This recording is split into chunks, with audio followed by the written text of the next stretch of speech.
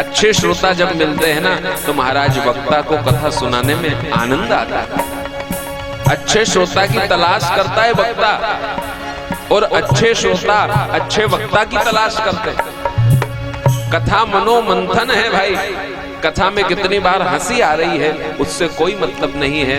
कथा में मनोरंजन हो रहा है या ना हो रहा है उससे कोई मतलब नहीं है। कथा हमें समझ में कितनी आ रही है, कथा में कितने लोग बैठे हैं उससे कोई मतलब नहीं है। कथा कितने लोगों में बैठ रही है ये बात मायने रखती है।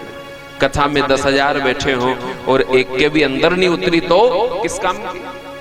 इसलिए कथा में कितने लोग बैठे मायने वो नहीं रखता है, कथा कितने लोगों में बैठ रही है वो मायने रखता है।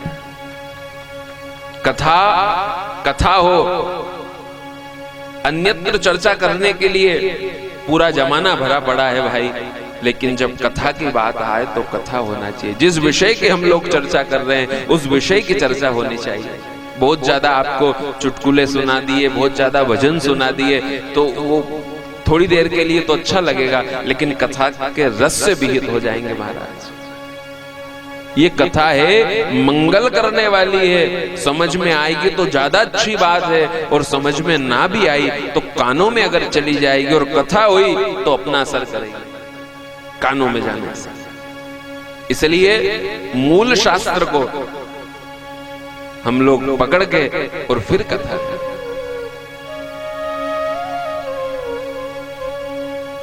हाई डोज होता है ना, थोड़ा समझ में चाय लेट आए, थोड़ी तकलीफ होती है, लेकिन महाराज असर भी उतना ही करता है। ये आयुर्वेदिक दवा है, लेट असर करती है लेकिन लाइफ टाइम के लिए करती है महाराज। ये वो नहीं है टेबलेट दो और 5 मिनट बाद सर दर्द बंद, नहीं। भगवान की कथा जो है ना आयुर्वेदिक दवा जैसी है, असर करेगी लेकिन लेट, और ये बाकी चीजें सब है ना जल्दी असर करती है। कथा में क्यों कमा रहे हैं? क्योंकि यहां तो वही आता है। विधानसभा में कौन बैठता है? जिसको पब्लिक ने चुना है। विधायक के पद पे कौन बैठता है? जिसको पब्लिक ने चुना है। नगर परिषद अध्यक्ष के पद पे कौन बैठता है? जिसको पब्लिक ने चुना है, जनता ने चुना है। मुख्यमंत्री की कुर्सी पे कौन बैठता है? जिसको जनता ने चुना है। उसी प्रकार से भाई कथा के पंडाल में वो बैठता है जिसको मेरा महादेव चुनता है। यहाँ वही बैठेगा जिसको भगवान चुन करके लाए। एक एक पुष्प चुन करके माला बनती है, वैसे ही कथा के पंडाल में वही आएगा जिसको भगवान ने चुना है। कल आपको बताया था उम्मीदों की दुनिया तो हर आदमी बसाता है, लेकिन पाता वही है जो तकदीर लेकर के आता है। यहाँ तो वो आया है जिसको महादेव ने चुना है। साधारण आ भी नहीं सकते, और हमें उन हजारों की आवश्यकता भी नहीं है। हमारे लिए वो एक काफी है जो भगवान की कथा को प्रेम से सुने, अपने जीवन में उतारे।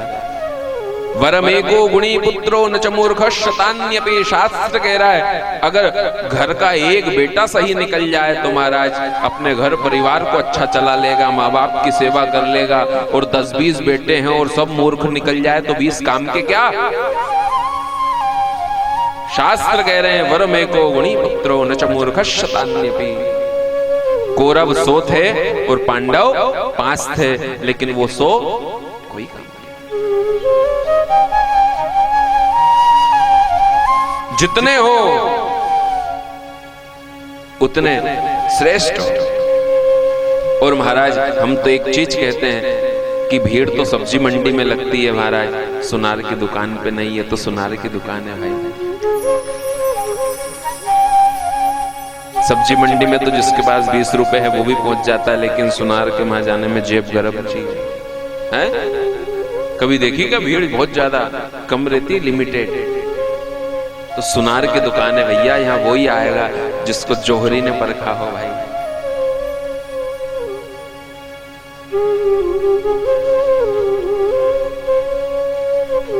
इसलिए यहाँ का थोड़ा सा प्रसाद, और कहा ना कि भाई दिन भर का सब्जी मंडी का जितने सुबह से शाम तक जितने की सब्जी नहीं बेची, उससे ज्यादा शाम का कचरा होता है सुनार की दुकान का। दिन भर का जो कचरा हुआ हो तो यहाँ का जरा सा प्रसाद भी मिल गया, जरा सा एक अंश भी अंदर चल गया, तो वो उन सबसे तो महंगा ही होगा जो दिन भर बाजार में घूम रहे हैं। भगवान की कथा है, सत्संग का महत्व है, कथा को श्रेष्ठ बताया। और कथा श्रेष्ठ नहीं होती तो भगवान सुनते क्या?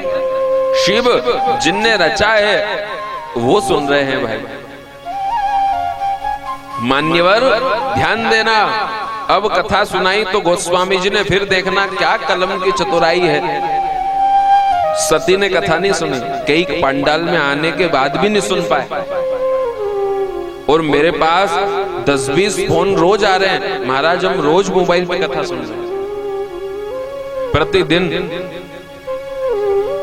तो कई यहाँ रह के भी नहीं सुन पा रहे हैं, और जो यहाँ नहीं है वो भी सुन रहे हैं। और ऐसा नहीं हम पूछते हैं क्या सुना, नहीं तो हो सकता है कि गुरुजी की नजर में अच्छी इज्जत बन जाए तो कह दो हम भी कथा सुन रहे हैं। हम पूछते क्या सुना, कौन सा प्रसंग सुना आपने, वो बताते हैं ये सुना। तो सुन रहे हैं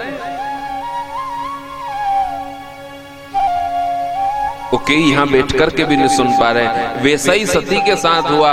सती के मन में अश्रद्धा हुई और राम कथा मुनि वर्ज बखानी, लेकिन अब बाबा ने सती को हटा दिया। बोले जो कथा नहीं सुने में उसका नाम भी नहीं लेता। बोले हाँ हाँ हाँ, जिसको कितनी उपमा दी, कौन जा रही है, बोले जग जननी भवानी जा रही है कथा सुनने के लिए साथ में। लेकिन जब जग जननी ने कथा नहीं सुनी, चाहे वो भगवान हो, देवी हो, देवता हो, बाबा की नजर में वो श्रेष्ठ है जो कथा सुने। जब सती ने कथा नहीं सुनी तो क्या लिख दिया बाबा ने, बोले राम कथा मुनि वर्ज बखानी। बोले हाँ ठीक है, फिर बोले सुनी महेश, सती ने नहीं सुनी। इसलिए अगली पंक्ति में लिखा सुनी महेश परम सुख मानी। सुना केवल महेश ने, शिव ने, महादेव ने, शंभु ने, ओगणदानी ने, सती ने नहीं सुना। कथा नहीं सुनी सती ने, वंचित रह गई कथा से। और भोलेनाथ कहने लगे आपने हमें कथा सुनाई है, अब हम आपको क्या समर्पित करें, कथा की क्या दक्षिणा दें। तो ऋषि कह रहे हैं, ऋषि पूछी हरि भगति सुहाई। ऋषि पूछी हरि भगति सुहाई, कही शंभु अधिकारी पाई।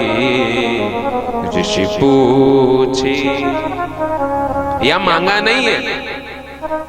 ऋषि ने कहा प्रभु भगवान की भक्ति मिल जाए, पूछा शिव जी से, मांगा नहीं तो यहां लिख देते ना ऋषि मांगी। मांगा नहीं, क्योंकि ये जो शास्त्र है ना, ये बेचने का नहीं, ये बांटने का है, अमूल्य निधि है महाराज। और जिस दिन जिन्होंने दक्षिणा तय कर ली, फिर इस शास्त्र की कीमत क्या रहेगी। इसलिए दक्षिणा इसके आगे शून्य है, मुख्य शास्त्र है। और शास्त्र हमेशा बांटा जाता है, बेचा नहीं जाता। कुछ लोग आते हैं महाराज आपकी क्या दक्षिणा है, कथा करोगे। हम यही कहते हैं भाई दक्षिणा कुछ नहीं है, बस भगवान की कथा हो जाए, भगवान की भक्ति प्राप्त हो जाए। भगवान ने वो दे रखा है जो दुनिया नहीं दे सकती। भगवान ने कितनी बड़ी कृपा करी, विचार करना जो भगवान ने दिया है, अगर उससे हम संतुष्ट नहीं हुए तो दुनिया के किसी के देने से नहीं होंगे। क्योंकि जितना दिया सरकार ने उतनी मेरी औकात नहीं, ये तो कर्म है भोले बाबा का, वरना मुझ में तो कोई ऐसी खास बात नहीं। भगवान ने इतना दे रखा है, तूने मुझको दाता ए बहुत कुछ दिया है, बहुत कुछ दिया है, तेरा शुक्रिया है, तेरा शुक्रिया है, तेरा शुक्रिया है, तेरा शुक्रिया है। ओ तेरा शुक्रिया है, तेरा शुक्रिया है, तेरा शुक्रिया है, तेरा शुक्रिया है। तूने मुझको दाता ये बहुत कुछ दिया है, बहुत कुछ दिया है। ओ तेरा शुक्रिया है, तेरा शुक्रिया है, तेरा शुक्रिया